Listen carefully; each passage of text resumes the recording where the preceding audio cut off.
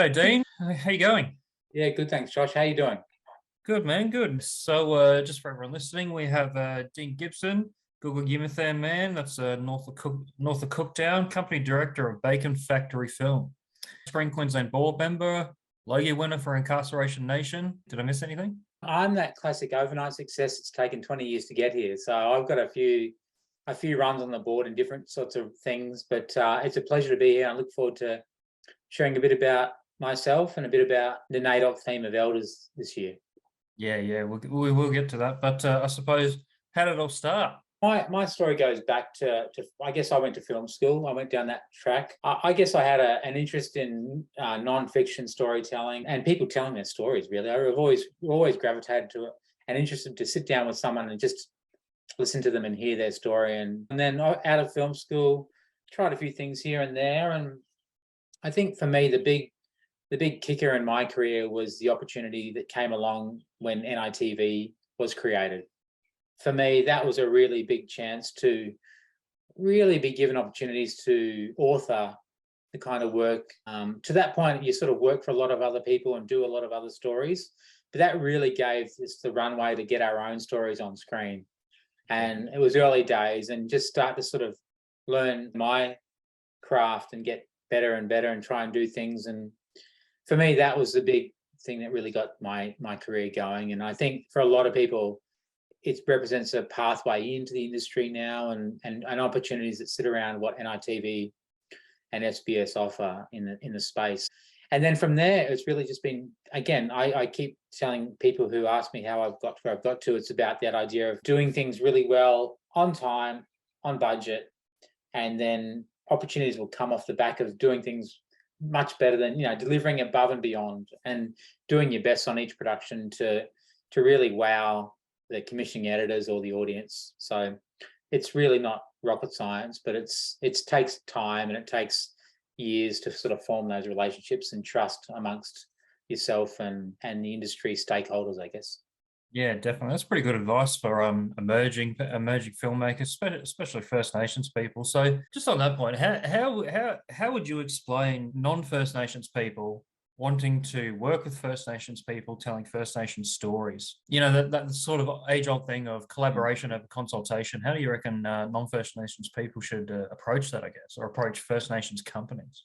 Yeah, it's a big question, and it's becoming ever increasing in film and television space and in the theatre space, and is around authorship and authentic authorship. And I think we have to demand excellence and demand the highest levels of engagement. Aboriginal people have to be the authors of their own stories. They need to be telling them along with the communities, or along with the elders, along with the people, whatever the story is. I think it's important that you do have that key creative driving the engagement between the community, non-First Nation producer, or whatever that is. I think there's got to be a strong conduit there that binds that relationship to make sure that there's authenticity and that there's genuine willingness to tell those stories. I think it's hard when you're in the production space not to get swept up in the production, to forget you still have to come back to the people who you are telling the story on behalf of. So I think that's, for me, it's really about having authentic authorship around the leadership. And I think more than just hiring directors or cinematographers, I think there's a real ownership on non-Aboriginal, non-First Nation practitioners or producers to really allow First Nation professionals to get equity in the project. Yeah, 100%. That's a good point, leading towards ICIP rights and making sure that First Nations people keep them. So do you have any thoughts you'd like to share on ICIP rights? So I think it's really important around ICIP and what is told to you, and honouring and being true to what these stories are and protecting it. Like, I think it's one thing to say we value it and cherish it, which is absolutely true and absolutely important. I think we have to protect it as well. And I think that's where we as practitioners need to be really aware of what we are asking of communities or storytellers to share with us as filmmakers, and how we protect what they share and how we move forward. And we all reap some level of benefit, be it exposure, be it financial, be it whatever it is.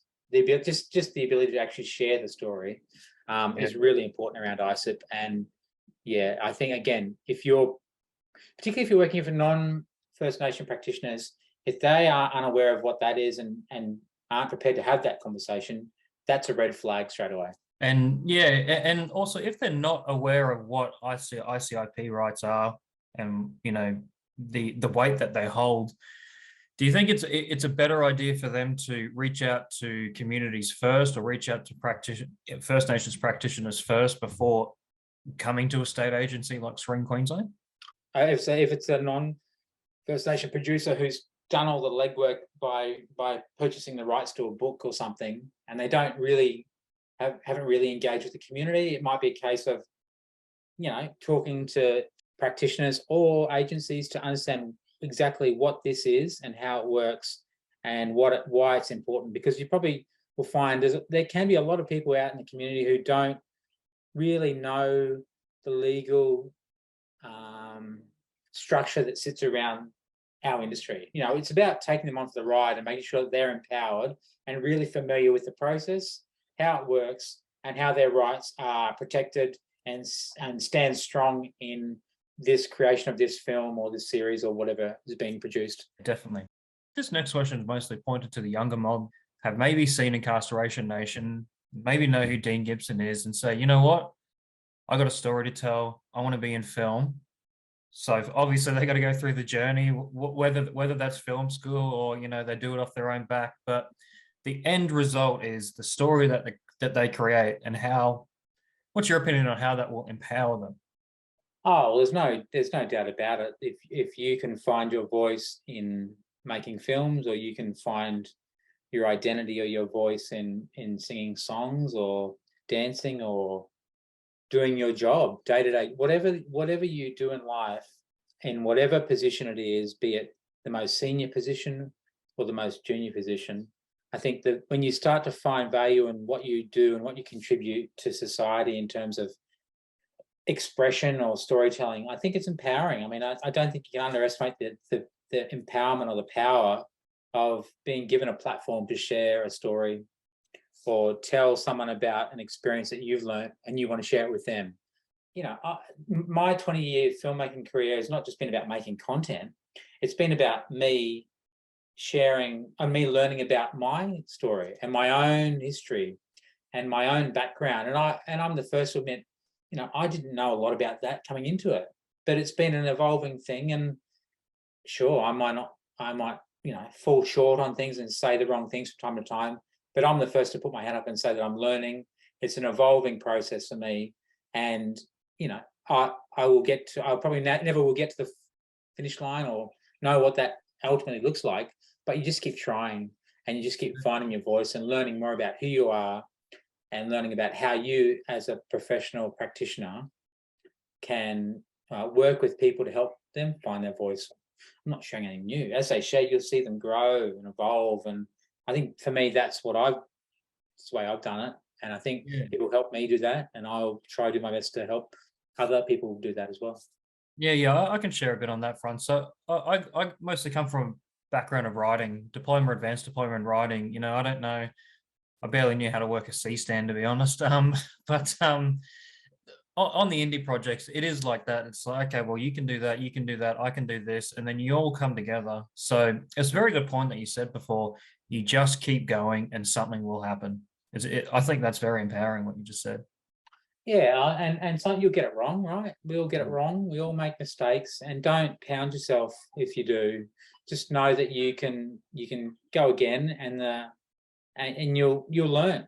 Incarceration Nation's got all these accolades and awards, but it wasn't the first thing I made. It was number 45 in the queue, really. And if you can get it first time, congratulations, and that's like you're a genius, and all credit to you. But it might take 35 runs of working on a bunch of different things that get you to finally getting to the point where you go, I'm ready to tell this story and fully drive it myself off my own bat and author it the way I want to do it. And that's just the process of creating capacity and courage and all the things that matter in making a film. Well, we mentioned elders before, and we got NAIDOC week. Mm, What's your plans for NAIDOC week? And maybe we'll speak on some elders mm. in a Well, bit. I'm lucky enough to I got an invite to the ball, the national ball here in Brisbane. So I'm looking forward to going to that evening to celebrate that. And I've been lucky enough to go to one previously before, and it was a great night. I remember just to hear coming back to the idea of people sharing their stories and the voices being empowered. It was just great to hear what's going on in the country.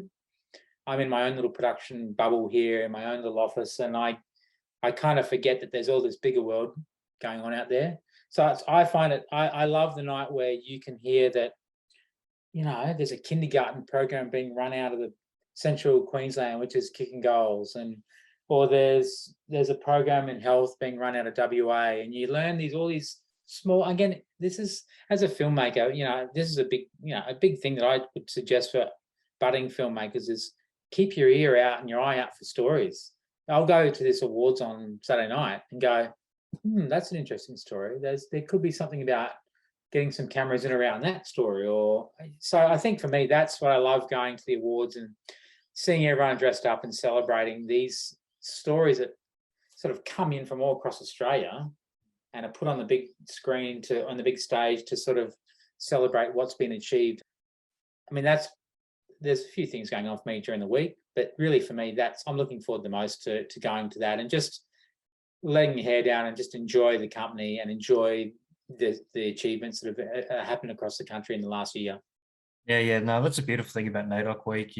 You've got your thing over here's got something completely different, which you've never seen, or maybe you've heard glimpses of, and it's just really nice to see the entire First Nations community celebrate the First Nations community and what they're doing in specifics.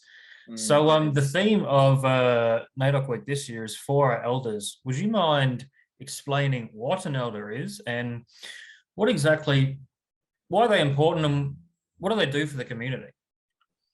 Over my journey and I'll bring it back to film, elders play a key role in story.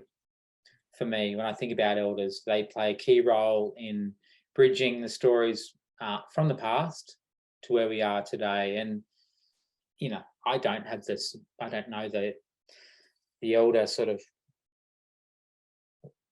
textbook, handbook on what we say to be an elder.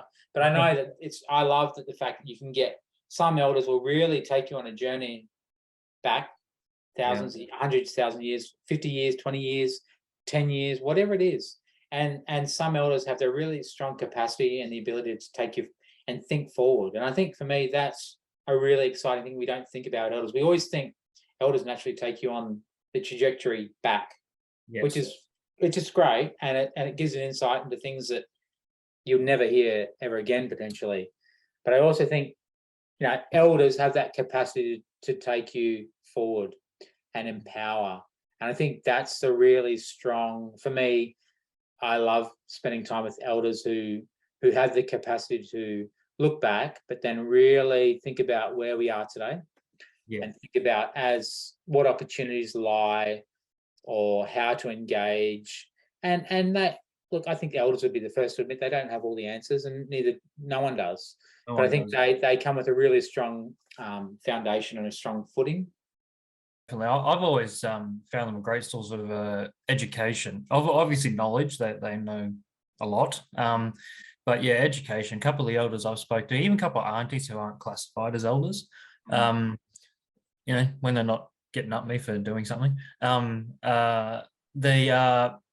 they do have that capacity to make you think and educate you on what has happened, what's happening now, and what can happen in the future.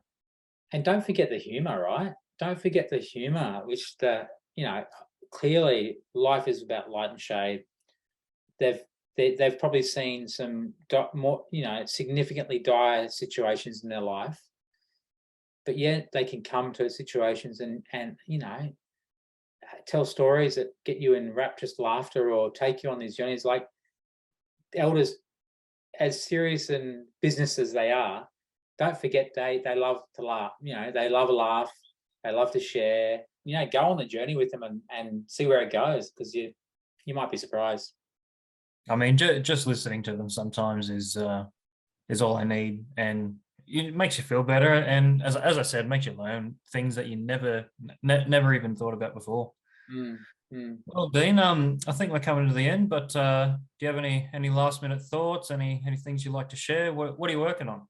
Yeah, I'm excited by what's coming out for NAIDOC Week.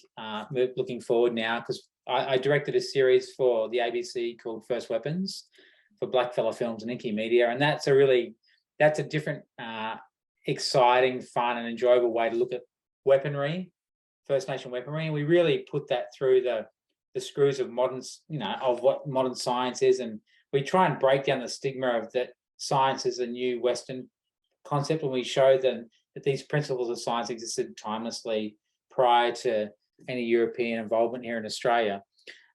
So when we have some fun with it, I think that's a big part of the show is we take the audience on this really exciting, fun, and hopefully insightful journey across Australia to understand weapon making, the value, the link between the country and the weapon maker and the weapon, and then understand the principles of science that sit around the weapon. So that's coming out for NAIDOC Week on ABC. And then I'm just in development on other productions. And that's the ongoing thing where you have lots of productions at different stages, trying to get things up and ready to get made. So it's the constant slog of getting things ready and market ready and pitching and all that sort of stuff. So it's exciting. It doesn't get any easier. You hope it would get easier as your career progresses, but it doesn't. You still need to do the hard work. You still don't get, you don't get favors. Don't expect favors. You still do the hard work and break through.